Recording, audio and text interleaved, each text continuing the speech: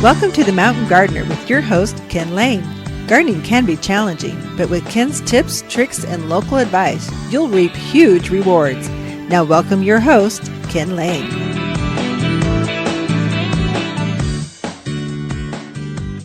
And welcome to this week's edition of The Mountain Gardener. This is your host, Ken Lane, talking about the landscapes of northern Arizona.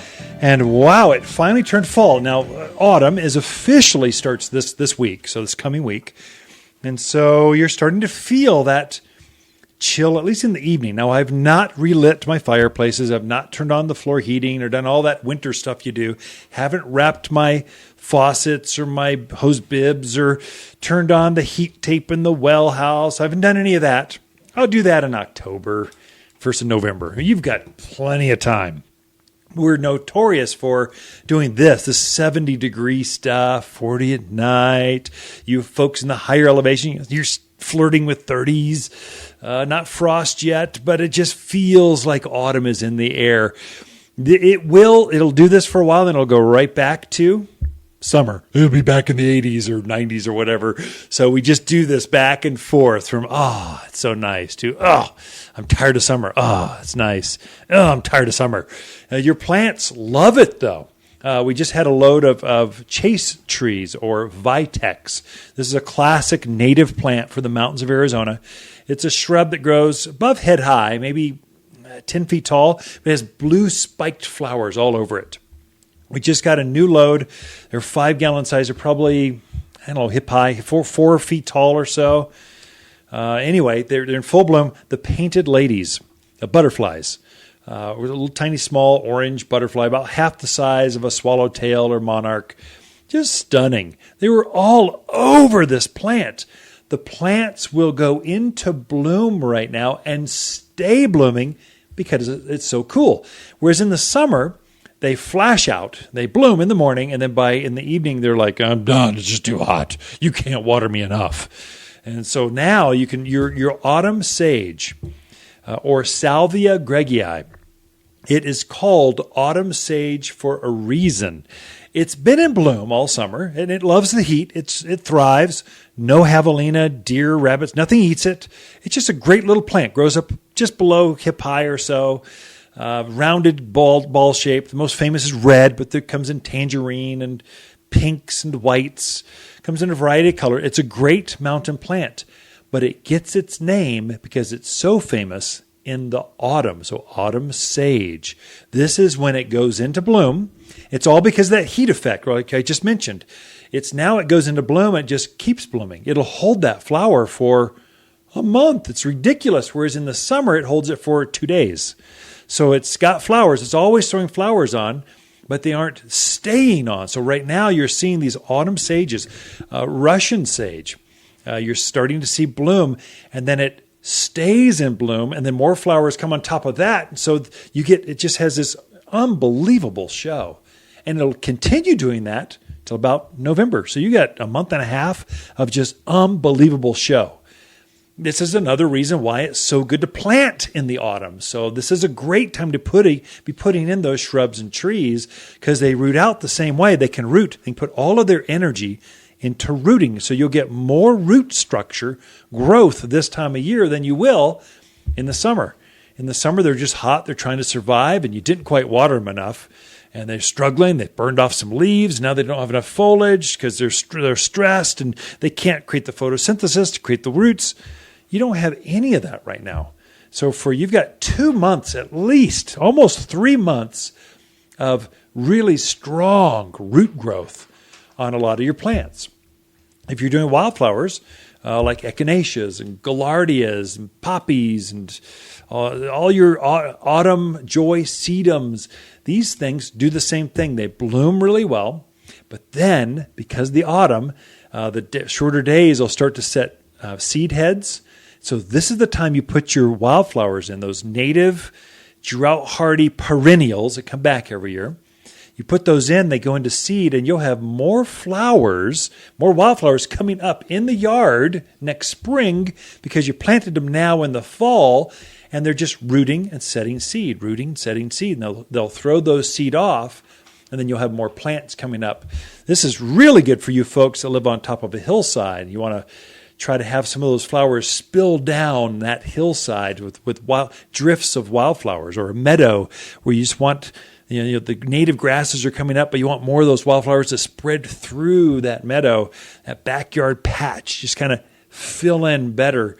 Now, this is the time that you really take advantage. It's another growing season that's almost easier to grow than it is in the spring. Spring is more popular because of the choices. And quite frankly, most of the gardeners, we're pent up too much in winter. We're just going, I just want to get out, get my hands dirty. I'm tired of all the sticks in the yard. I need some more evergreens, some flowers. So they come out of the front door and they just rush to the garden center, and there's a lot of choices. But quite honestly, you have better success by planting now, as long as you water through winter. Now, if you've got a HOA I just heard this twice this week. It's ridiculous. My HOA turns off our water in October, and they won't turn it back on until May of next year. An HOA, their job is to save money on water, on labor, on maintenance, so they get rid of all the water as best they can. So they don't want a freezing pipe. But they don't watch after the plants. They're watching after the water system or the water bill. And so you might have to, if you're planting a brand new chase tree I mentioned. It's a beautiful drought-hardy tree, but it's not rooted yet, not complete. It takes 2 seasons to get that root structure out far enough where it can just go by itself. So it's going to be dependent on you through winter. Maybe you need to go out by hand, water the thing, and that's okay. That's probably advisable. So go ahead and just give it a little bit of water through winter, and it'll come through next spring and just take off. It's especially true if you're going to plant a spruce, a maple, a new fruit tree. This really plays out well for that. What you'll also find at your garden centers, at least in the mountains of Arizona, not so much the deserts, but up in the mountains, what will happen is we are in this full phase. We are stocking up and bringing in plants, a lot of plants, because we need to bring those all in and merchandise them all out, and it has to be an entire winter supply. So the computers are telling us you're going to need 38 spruce trees, you're going to need 42 pine trees, you're going to need so many manzanitas. They're telling us how much we need to order. We bring those things in now. This is whether it's Flagstaff, White Mountains, Payson, wherever. If you get a chill or frost line, if you get cold winters, you're bringing your plants in now so that you can acclimate or have them transition, get used to your cold cycle, so the maples will turn color when all the other maples turn color. So your Nandina or heavenly bamboo will turn that beautiful red color when all the others do in town. And then if you plant it in the middle of winter, January, whenever, it's now used to that cold, and so you can put it in the ground and just have success. So mainly that's going to be your landscapers, contractors, professionals are doing that. I mean, we are landscaping. We are putting plants in the ground year-round. There's not a month or week or day we do not do that. And so we need to order all of those plants so they are on our cycle at this altitude, so they transition down into your landscape so you don't have any transplant shock. If you're bringing a load of whatever evergreen, a pine tree or a euonymus, whatever, Rhaphioliptus, Indian hawthorns, and you bring that in midwinter and it's coming from another part of the country, it's going to freak out. It's just going to literally go, I can't deal with this. I'm going from 80 degrees to, it's going to be 38 today. No, I'm out. And so if they transitioned with us, they went into that cold, these plants, they'll go down to minus 20 degrees, but they can't go from, 80 degrees down to minus 20 just like that. So your garden centers are loading up with inventory. It's a great time to choose mainly the winter mix. Lots of evergreens, really lots of evergreens, a few of the core, like lilacs, that kind of stuff, fruit trees. But mainly it's going to be lots of autumn color, but lots of evergreens because it's your winter mix. This is also when people start going, oh man, all the leaves are gone and my yard's naked. I need some evergreens. And so we got those. We can plant them for you. Plus, the living Christmas trees. Holidays are coming. We're loading up for that. Got a lot in store. Lisa Waterslane coming in with your garden questions after this. You've been listening to The Mountain Gardener with Ken Lane, owner of Waters Garden Center in Prescott.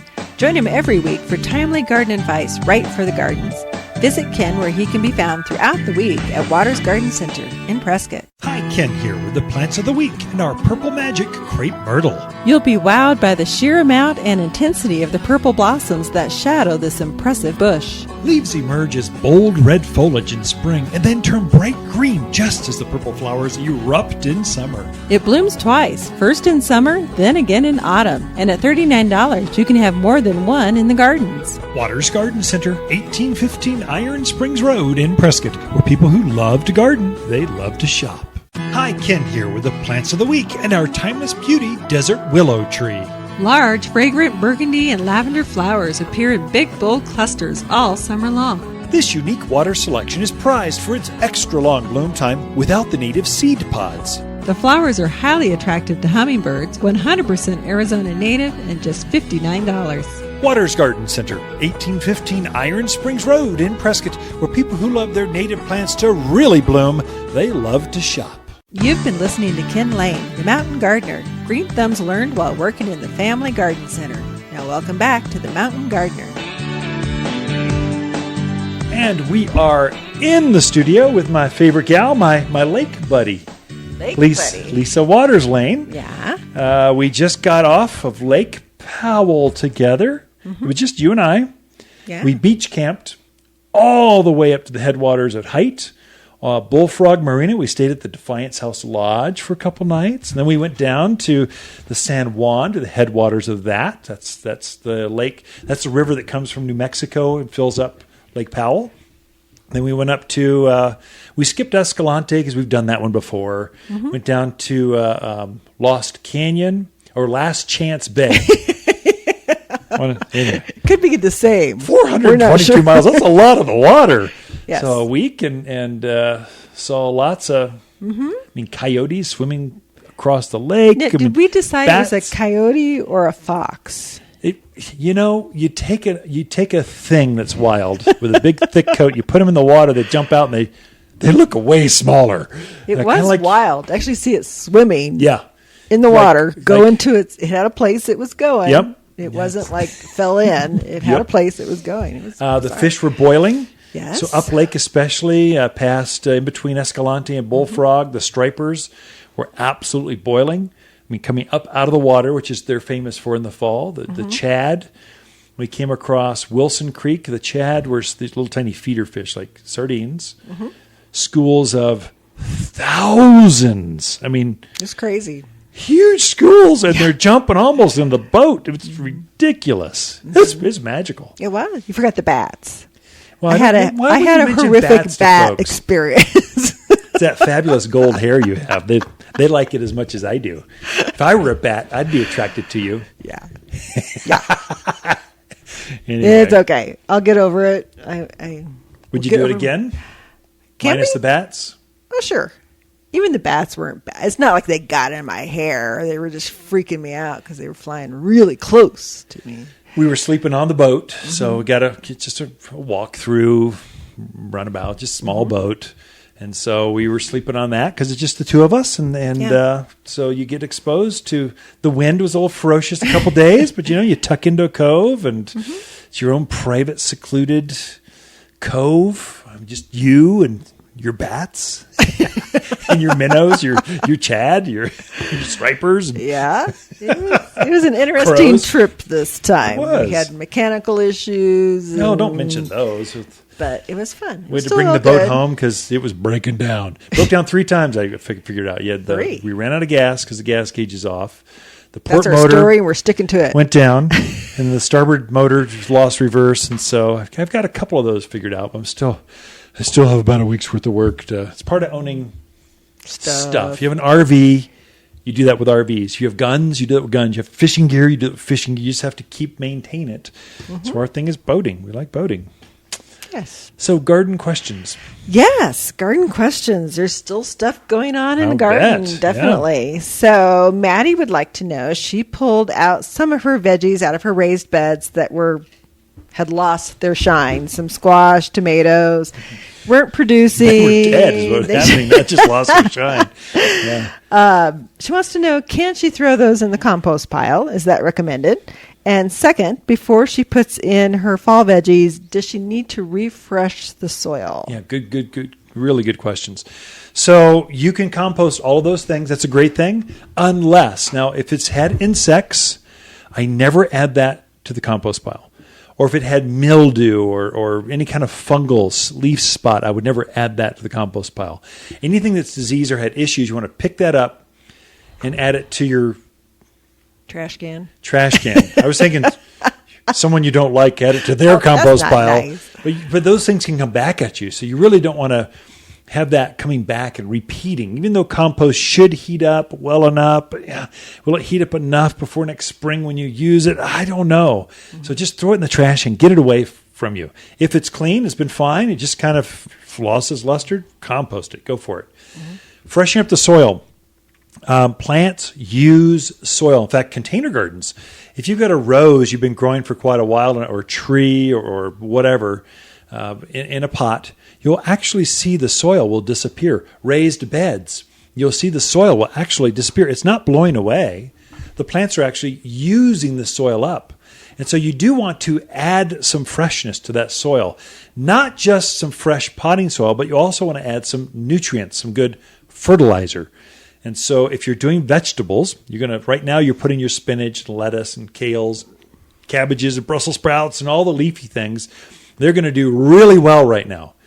Add them in, but add some fresh potting soil and use the Waters potting soil. If you're near the Prescott area, it is the best, most affordable soil made for here. It's a recipe the grower and I put together, and we've been perfecting it, tweaking it. Soils are kind of like a great cookie recipe. You play with it and get it just right, and then you find, this works. Never touch it again. Don't you really? You really don't. Yeah. Yeah, it's got a 555 organic in there. It's magical stuff.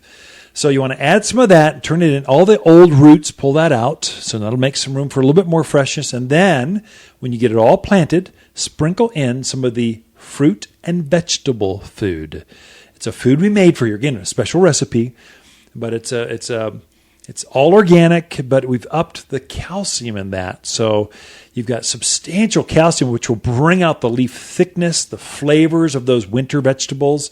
I would say it's good on fruit trees. They'll bring out more flower buds next spring. So to sprinkle all that in after you get all done, water it in, and watch things happen fast. Because your head lettuce, your romaines, your spinaches, the Brussels sprouts will instantly get up to knee high and start putting Brussels sprouts on. Especially if you give them that formula, some more soil and some food. Just plant it and go and watch them grow. Oh, you're a poet. Didn't know it. But my feet show it. They're long fellows. How old is that joke? Oh, my gosh. Okay, we'll let that one go from there. So Robert would like to know, he has a maple that's about 3 years old. It is starting to turn color. He says, isn't it too early?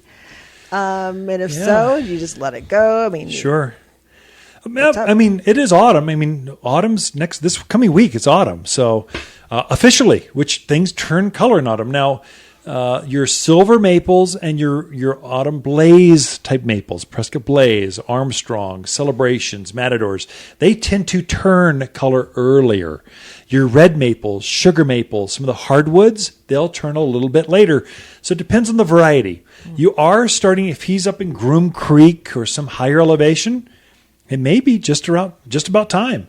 If not, everyone's going to start turning within 2 weeks. All the maples will be in color. So by the 1st of October, you're seeing color everywhere. October is our fall colored month.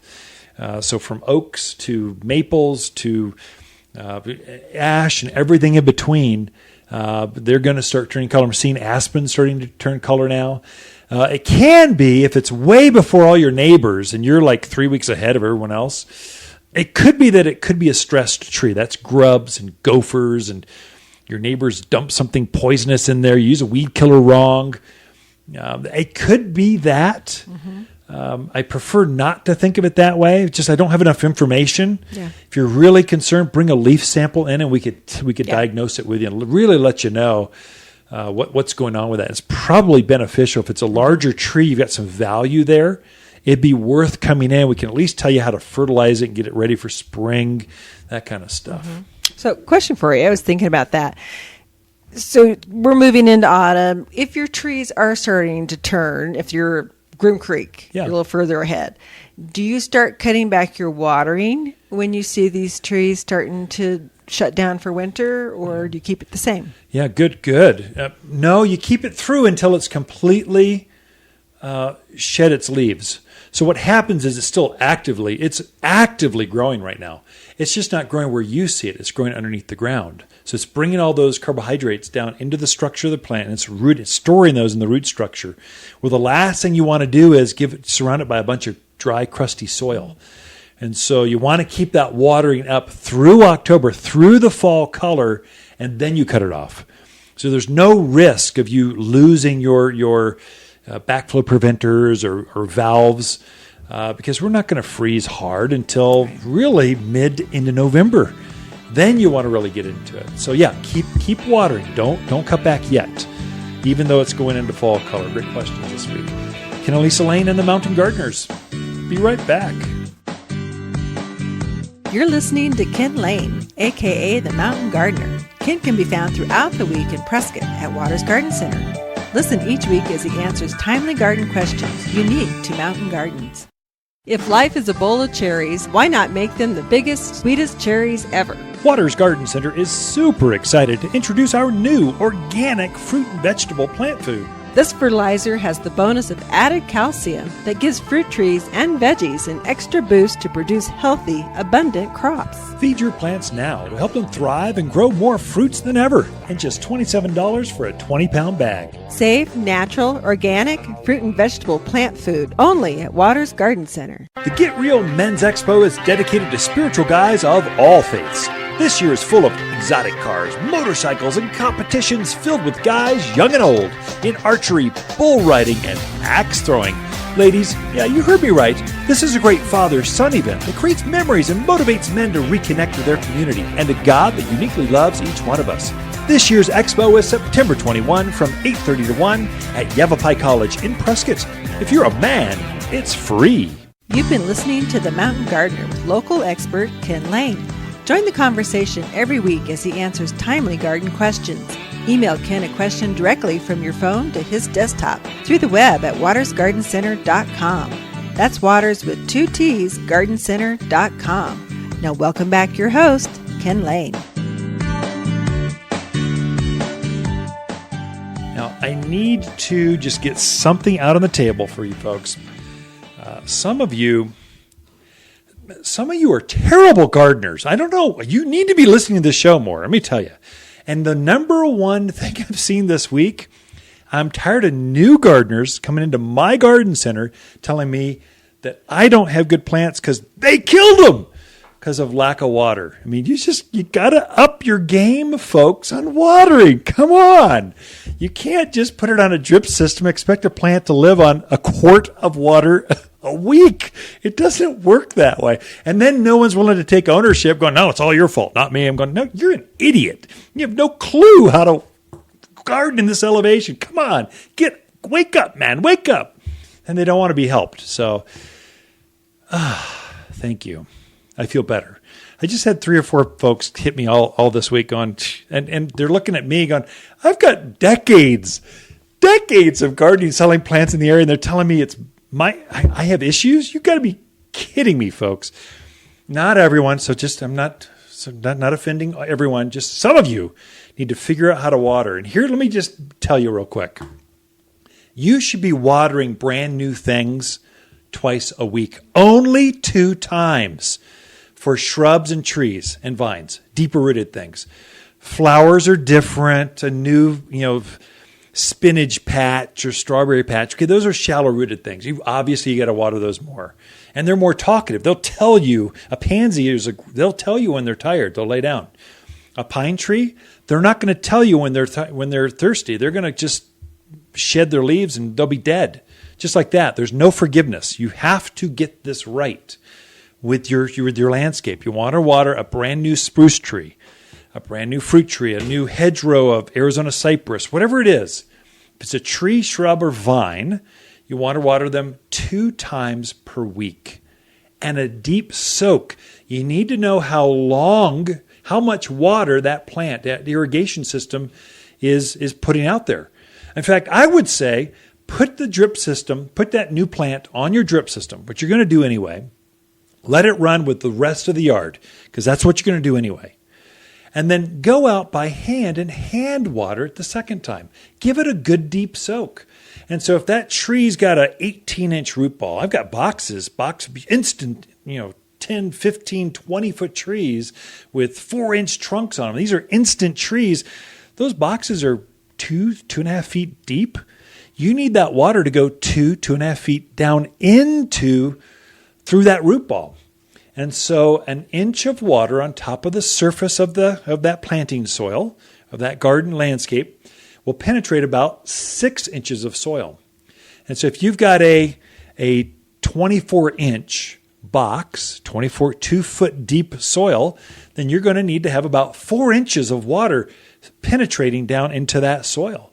So if you've got any less than that, you are leaving that plant where it will not root past that water line. You want to water that entire root zone plus a little bit more. I mean, you really got to up your game on this. I've seen too many folks struggling. They're coming in from areas that have never used micro irrigation or drip irrigation, and they're just dumbfounded by, you got to leave the system on for 2, 3, 4, 5 hours? Yes, you do. You have to do that because it's so efficient. A drip emitter on average runs about 1 gallon of water per hour. You left it on for an hour, it's 1 gallon. Yet this 24-inch box needs about 24 gallons a week. So you just got to change your thinking with this. If you need help, come talk to us. And we've got water guides. But whatever you do, don't blame me for you killing your plants. I'm tired of people doing that. I'm a really smart gardener. I'm really good at it.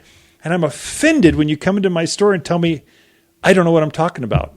Come on. Please. Anyway. I feel better. Thank you. Thank you for tuning in.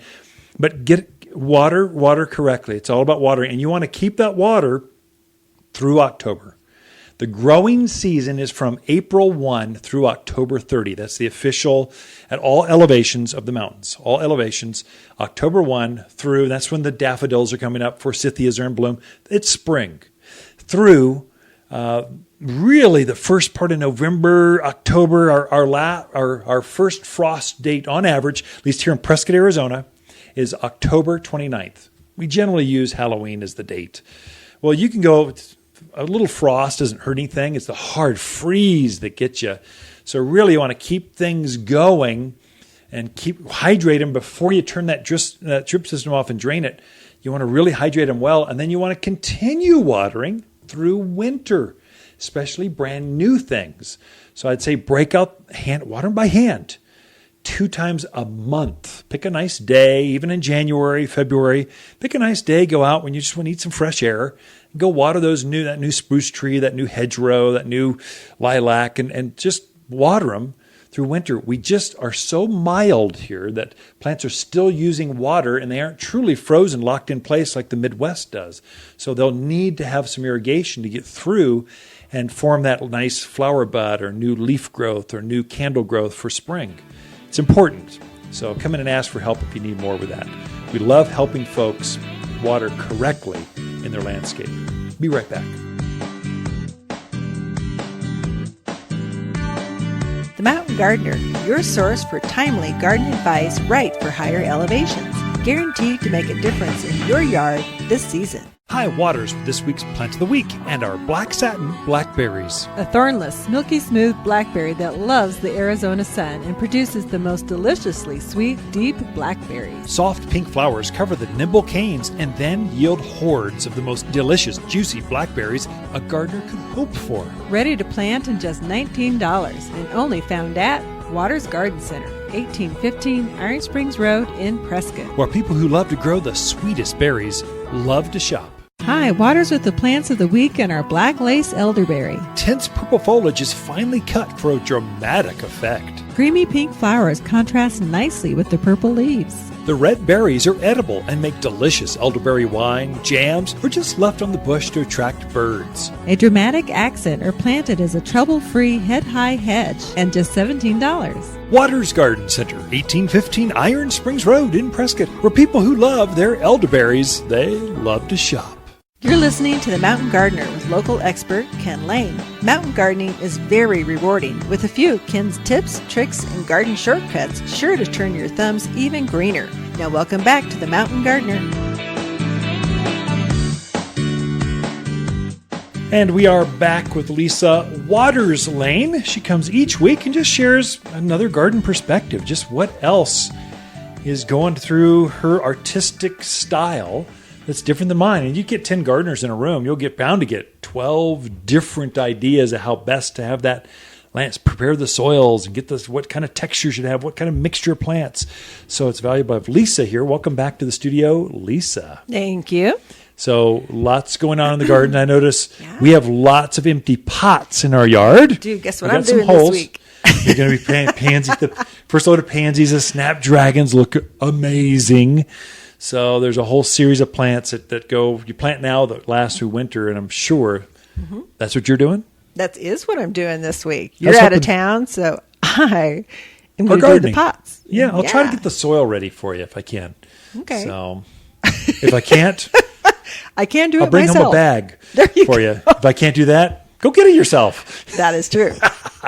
So I can do that. What kind of garden inspiration do you have for us? So it kind of goes right along those same thoughts. I guess maybe my empty pots made me think about it.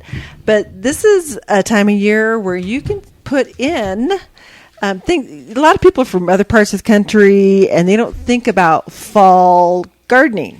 So putting in your veggies and that kind of stuff. So I thought I would cover herbs that are actually perennial herbs that do wonderful here and do nicely in the fall. And also some vegetables that are terrific fall producers and do quite well in this area. And people don't think it. They always think spring gardening, spring, or summer tomatoes, blah, blah, blah. But we have a great fall season here for putting in vegetables, especially leafy vegetables. Uniquely Arizonan. So your summer plants are those things that form a fruit, watermelons and pumpkins and tomatoes and cucumbers. Your cool season plants are things you're harvesting the stems, the leaves, or the flowers. That'd be Brussels sprouts and cauliflower and broccoli and lettuce and spinach and kale, and it goes on and on. Strawberries can all go in now. Of course, the veggies, there's the herbs, lots of evergreens like rosemaries and now, that's all great. Stealing my thunder. Sorry. But if you're from the Midwest, you just don't grasp. You know, oh no, we're getting ready for 8-foot frost lines because we're from Minnesota or Chicago or Indiana or anywhere in the Midwest. That's what you do. Right. Here, we just don't get a frost line. I mean, most of us, Flagstaff sometimes does. White Mountains, they get more snow than they do frost line. So this is great. And the great thing about those, whether herbs or veggies, you can grow them in containers, raised beds, or actually in your vegetable garden. Or indoors even. Even indoors. Windowsills and houseplants. Right. So they do equally well. Very versatile. So I thought I'd hit the herbs first. We've got 2 different sages in right now that I just absolutely love. Most people are used to the herb sage. It's just that green leaf one. They make one that's a purple leaf, and they make one that's called tricolor sage, which is kind of a green, white, or cream, and kind of a pinkish tone to it.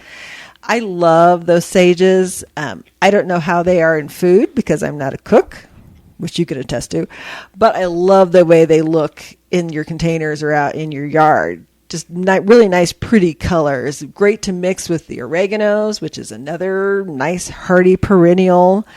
Thyme, which is, you can do creeping thymes, English thyme, lemon. All the thymes do really, really well here. Nice to mix together. They all like sunny, well-drained spots. So you can do them in containers with good soil.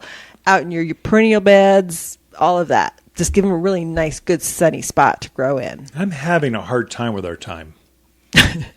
Hard time with it. Blah, blah, blah. Mainly because it's reseeding coming up everywhere. Oh, it is. So it's spreading. We've got a thyme lawn, so Yeah. full-on lawn, nothing but thyme. Evergreen, low water. We hardly care for it, and it's just robust.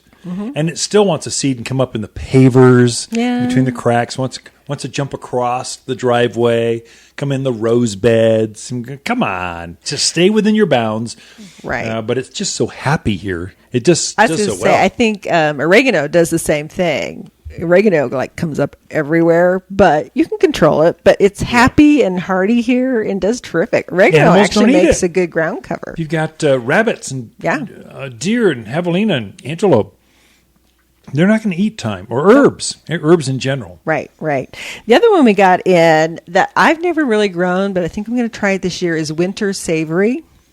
So it's a good herb to dry, and you mix it with other herbs. So you mix it with oregano, or you mix it with thyme. I don't think you really use it by itself much, but I thought, oh, it looks really cool. And I'm thinking it'd be good in a salad too. Not sure, but I think fresh in I think a salad. stevia would be better in a salad. Stevia. Or in tea or in No. savory. Sounds delicious. Sounds savory.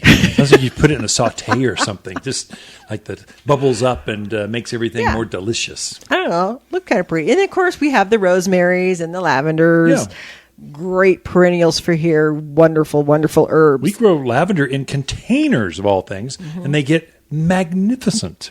Huge. They do. The thing with lavender, I get people asking me all the time, Lisa, I have killed my lavender. I'm Yeah. like, well, have to rewater it every day. And Yeah. I'm like, well, no, that's your problem. They're like a nice, sunny spot, and they don't want to be overwatered. Yeah. They like to be treated like a tree. So water it, or give it a lot of water twice a week, and then let it go dry. Let it breathe in between. And that's the secret to great lavender. That's why they do so well in containers. Containers just naturally drain because the soil, the potting soil you're using generally in a container is drains really well. And just lavenders love that. A raised bed with lots of good, rich soil. They're going to love that. That's where they're going to thrive. Definitely. So some of the veggies that are your fall or cool season veggies, some of the ones that I really like are the lettuces that are actually colored. So they're not just your basic green lettuce looking at you. They have multicolors or reds. There's a new red fire lettuce, which is a great leafy lettuce, beautiful red color. I actually really, in containers, I love the red romaine because it's more upright, so it holds its structure really, really well.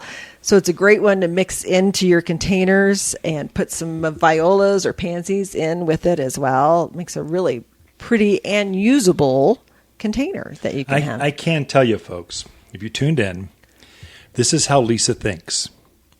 Ooh, that's a pretty plant, and that would go with this color pansy and this kind of texture of kale.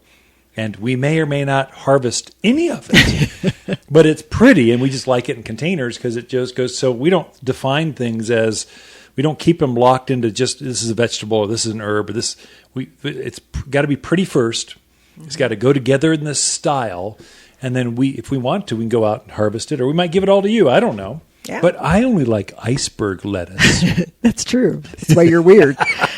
The other one that I really like is the Swiss chard. One of my favorite Swiss chards is the rainbow Swiss chard. And I like that because the stems they could be yellow, they could be orange, they could be red, they could have some green to them, or all 4 or 5 colors in the same plant, in the same pot. So I just really, especially in the fall, I just love that, bringing that color out. Oh, yeah. So another one that's terrific to go in containers or the ground. I would say, too, for the bird gardeners, if you're feeding your birds, if you just like to have more birds, Swiss chard we put in the backyard, mainly for the birds, because it gets pretty tall, maybe 2 feet tall, big, long stems like you're saying. But some of your smaller birds will use that as a food source because it's evergreen. It'll right through the winter. Right. It keeps its foliage. They're using that as a food source. And you'll see them pecking holes in the foliage and going, have at it, guys. I Right. planted it just for you. Yeah. Enjoy. Just don't get the front yard Swiss chard. Those are for us. So kale, all your kales do excellent. Spinach, we're big spinach. Well, I'm a big spinach user in my smoothies. So spinach is another one you can definitely put in. And your beets, the bull's blood beets. Yeah, got to check bull's those blood out. bleats. Yeah, I can't beets. say it. Oh, yeah. No. Anyway, come see the beets. Great suggestions on veggies and herbs you can plant now and harvest right through winter. Did I get that right? You got it. Thank you, Lisa. Ken and Lisa Lane and the Mountain Gardeners. We'll be right back after this. Look for more tips, tricks, and garden shortcuts through Ken's website. Podcast the show, read his weekly garden column, or follow him on Facebook and Instagram at watersgardencenter.com. That's Waters with 2 T's, gardencenter.com. Hi, Waters, with the plants of the week and our local chase tree.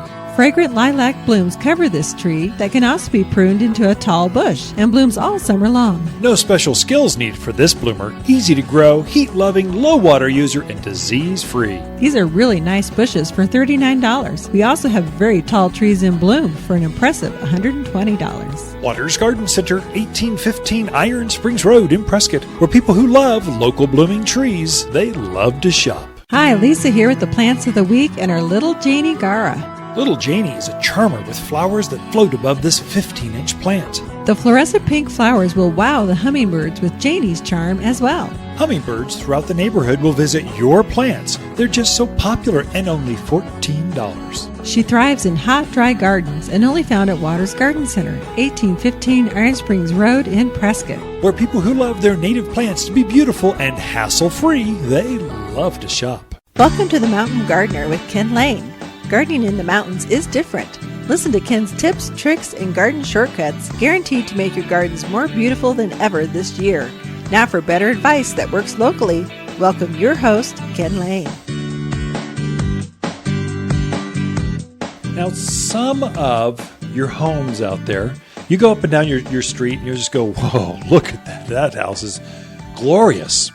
Or in some yards, you kind of look at it and go, whoa. Have they moved in or have they ever lived here? It just looks unlived in. It's got clay pots. We have one house in our yard, our neighborhood, that has just big red Italian clay pots, lots of them in the front yard, sterile rock, 3/4 inch minus gray, gray driveway, beige house with these 6 pots. Nothing's ever been planted in there. It's the most boring thing. I don't even think anyone lives there. It's probably a second home from someone out of the valley or something. They come up twice a year to get out of the heat. That's it. I don't know. But you can just tell, it's lacking something. Some are, like our road. I think 3 of us have been on the garden tour. So just really beautiful, whatever the style. All of our houses in the same neighborhood, they're going to be about the same size. Yeah, you might have an extra bathroom. You might have quartz. You might have whatever kind of countertop. But basically, a neighborhood is sort of the same. They've got standards for that neighbor. That development went in at the same time, and that was the style.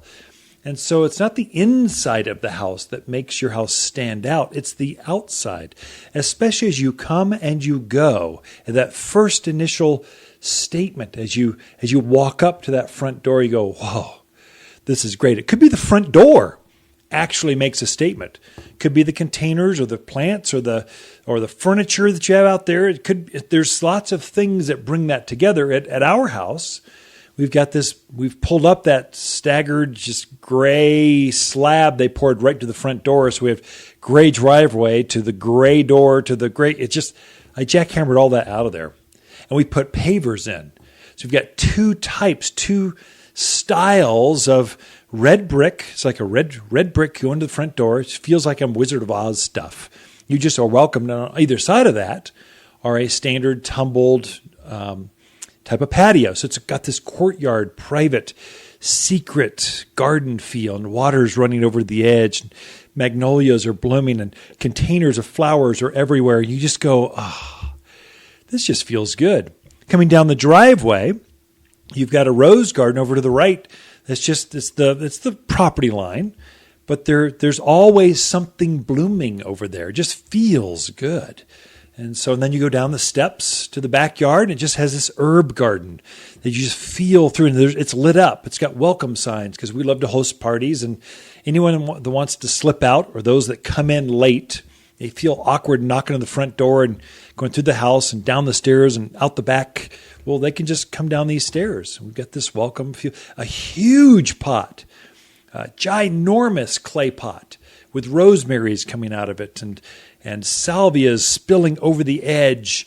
Our pillar on one side of that gate. The other side are just herbs. Every step has got a different herb, culinary herbs. And we go pick those. But it feels good. It smells good. You just want to open up into the backyard. You go, wow. And the backyard is nothing but kind of like Gardens of Babylon. Just there's different tiers because it's such a steep grade and the soil is terrible to garden in. I basically had to create lots of raised beds. You're walking down these to the back patio where this huge patio just can entertain 20, 30, 40 people at a time with fire pits and hot tubs and built-in grills. You can overlook the dells. It's just beautiful. Your house should feel like that for you personally, but then also for your guests. And that's what really stands out. That's what great landscape design does for you. That's where placing those trees just right focuses the eye on that great vista you have, cuts down the wind so you can enjoy that backyard patio, cuts down the sun on the front where it would be just a hot, unbearable space, but with the right trees, it just becomes, you just want to sit down and sip a glass of iced tea and go, you and the hummingbirds. And so that's what it should feel like with the great landscape. The right landscape brings out the architecture of your home and makes it feel more like a home. So I would say it starts at the front driveway. When you come in, what do you see? You should see the driveway door, which is kind of boring. They're just big old gigantic door. Even a custom one, just a big old gigantic door that goes up and down automatically. You can park in, park out. I've got so much stuff, I got to park out because I can't get any more stuff in. So it's always the same. But to have pillars, have a big pot on either side of that garage door, it's just beautiful. We've got Nandina, heavenly bamboo, something evergreen. Right now we've got potato vine at the base of that. And they're so magnificent, you can't see these 2-3 foot tall pots. They're just all plants. You're going, whoa, that's pretty cool. That's a memory. That's something you memorize. You go, whoa, I've never seen that before. Isn't that neat? You go back and go, that's the house with the potato vine and the big pots by the garage doors. They've got the great big Nandinas and a flag flying out in front. Then you go from there to the front door. That should feel right. That should feel green. Most folks don't have enough plants, so they've got too much rock to their plants, and so it feels dusty, feels dirty, feels like you want to wipe your feet off or something before you go indoors, even though it's all pavers. And so the general rule is, this is just landscape design 101. This is, you go to college for 4 years in landscape design for this one formula. 60% of all of the surface that on that map of your property, 60% of it should be covered in some sort of plant. Now, if a tree is coming up and it's got a 20, 30 foot spread, all that space underneath that tree counts. But your rooftop does not. So if you get that formula off, if you go only 40% is plants and 60% is hardscape or patios or fencing or decking, or it feels off. It goes, oh, it just feels dirty or dry or like it feels too hot, or I just don't want to be here. If you get it too much, if you go 70, 80%, it feels too jungle. Like what? Do they never clean up? They couldn't stop planting? So you want to get that 60% right. So as you walk up a container full of plants, that counts. A thyme lawn. So we've got a thyme lawn. It's probably not that big, 300-400 feet. It's small enough for the dogs to roll around in and just have fun, and it feels good. Some Russian sage are blooming out by the street. We want it to be private. So we don't want you to look down into our yard because the street is above us. So we want to sit out there and just feel secluded. So it's a secret garden. So we've got a false wall with a fountain in front of it and some magnolias behind it blooming. We've got Spartan junipers. We use that as a living wall. So people walking by can't just look down at us. And in front of that, we've got another layer of Russian sage, not just any sage. We've got lacy blue Russian sage, a dwarf variety that blooms longer, doesn't get as floppy, and it's less maintenance, doesn't get as big, not as weedy. Then in front of that, we've got something even smaller, autumn sage, which are just this whole wall of red and then whole wall of blue sage, and then this whole wall of green of the Spartan junipers. And then it spills out to flowers and thyme lawns. That's a great feeling when you walk to the front yard. The backyard's it's more native. It's more drought hardy, so very low care. But lots of tears because it's just so hard to grow anything back there, especially natives. Hard soil with native plants, the heavy clay just kills them off. So we took what was naturally there, cleaned them up, and then added to them. So the cliff rose, we added some tiger eye sumacs. That accents the pond and the waterfalls. So I wanted that noise of that sound, that soothing sound as you are out there entertaining, having a barbecue or roasting marshmallows over the fire pit. You wanted that sound. A huge juniper, ginormous, hundreds of years old, cleaned it up so we could actually see the trunk. And then we uplit the trunk and downlit the art that's hanging underneath. So we've got a girl that's on a swing, just made of bronze, swinging underneath this. It looks eerie with the downlighting, but it makes a statement. You remember it, you're going, whoa, that's pretty cool, as you're roasting another hot dog. And then lots of containers. We have lots of pots for flowers. So instead of putting a railing up on our negative-edged patio, it's got maybe 5-foot drop-off, we use pots to kind of keep the grandkids back. And so it should feel right. And that secret is 60%. And then having each of your seasons something looking good all 4 seasons. So spring blooming, summer blooming, fall color, and winter evergreens. You need to get that balance right. If you ever need help with that, we've got professionals that's all they do is design landscapes. I'm glad to come out to walk the property, help you figure it out. You're listening to local garden expert Ken Lane, the owner of Waters Garden Center. He can be found throughout the week at Waters Garden Center, located in Prescott at 1815 Iron Springs Road. Thanks for tuning in to The Mountain Gardener. If life is a bowl of cherries, why not make them the biggest, sweetest cherries ever? Waters Garden Center is super excited to introduce our new organic fruit and vegetable plant food. This fertilizer has the bonus of added calcium that gives fruit trees and veggies an extra boost to produce healthy, abundant crops. Feed your plants now to help them thrive and grow more fruits than ever. And just $27 for a 20-pound bag. Safe, natural, organic fruit and vegetable plant food only at Waters Garden Center. The Get Real Men's Expo is dedicated to spiritual guys of all faiths. This year is full of exotic cars, motorcycles, and competitions filled with guys young and old in archery, bull riding, and axe throwing. Ladies, yeah, you heard me right. This is a great father-son event that creates memories and motivates men to reconnect with their community and a God that uniquely loves each one of us. This year's expo is September 21 from 8:30 to 1 at Yavapai College in Prescott. If you're a man, it's free.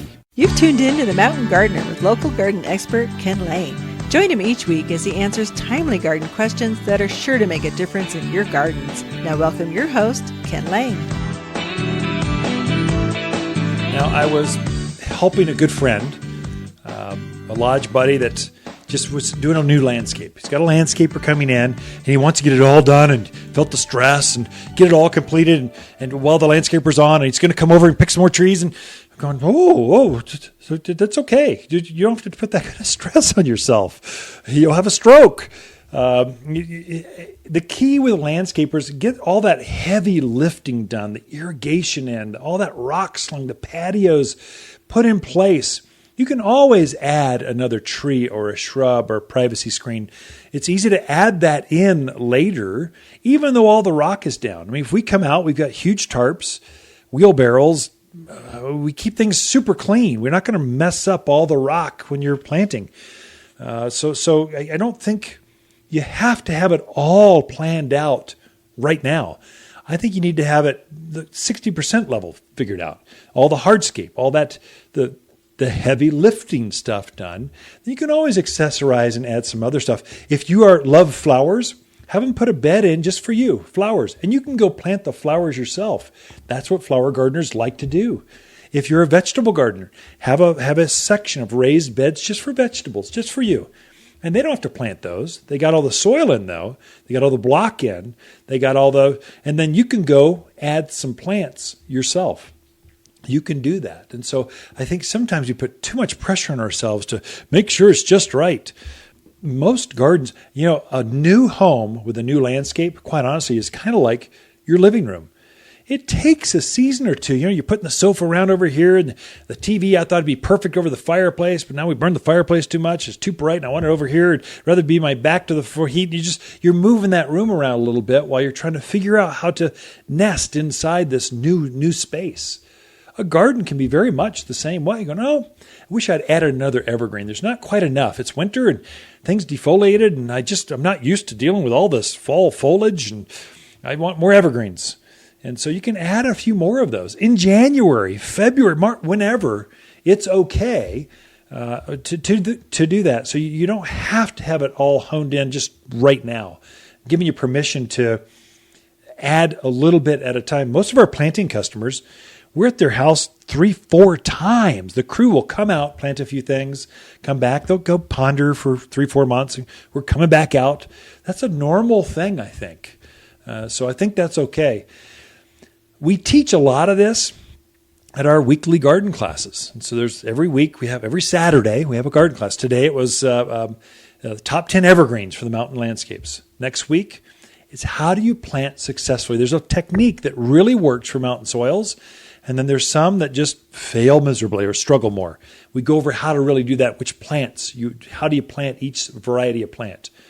Then October 5th, the first Saturday in October, gardening for newcomers. It's always packed.